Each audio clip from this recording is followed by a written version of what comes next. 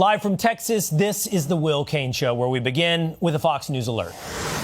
Right now at the White House, President Trump is meeting with NATO Secretary General Mark Rutte after securing a 2-week ceasefire in exchange for, in part, reopening the Strait of Hormuz.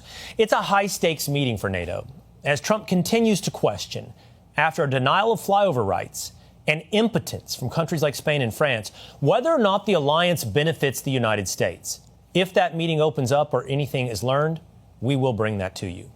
But first, we begin with that ceasefire. Two big questions today. The first, will it hold? At this hour, it's not clear. Iran state media reporting the regime closed the Strait of Hormuz in response to Israeli attacks on Lebanon. That's a problem because for President Trump, opening the strait was a non-negotiable part of the ceasefire. Not part of the ceasefire? Israel's actions in Lebanon. President Trump telling PBS this morning Lebanon was, quote, not included in the deal because of Hezbollah, calling it a separate skirmish. But Iran clearly has different ideas, claiming the U.S. is in violation of 3 points of their proposal: Lebanon, a drone in Iranian airspace, and denial of Iran's right to enrichment. All things the U.S. has said are no-goes, begging the question, is this all a joke to Iran?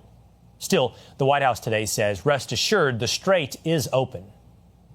With respect to the first reporting out of Iranian state media, the president was made aware of those reports before I came to the podium. That is completely unacceptable. And again, this is a case of what they're saying publicly is different privately. We have seen an uptick of traffic in the strait today, and I will reiterate the president's expectation and demand that the Strait of Hormuz is reopened immediately, quickly, and safely. That is his expectation. It has been relayed to him privately that is what's taking place, and these reports publicly are false.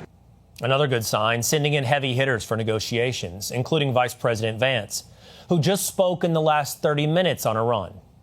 You know, my key role was I sat on the phone a lot. I answered a lot of phone calls. I made a lot of phone calls. And again, I'm happy about where we are.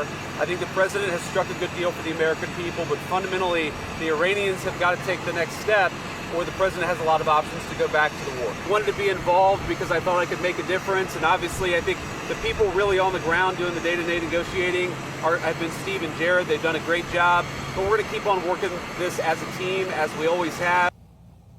Now to the other burning question today. Will anything the president does ever be good enough for those afflicted with TDS? It appears the answer is no, not even victory. Hey, it's Will Cain. Click here to subscribe to the Fox News channel on YouTube. It's the best way to get our latest interviews and highlights. And click to subscribe to the Will Cain podcast for full episodes right now.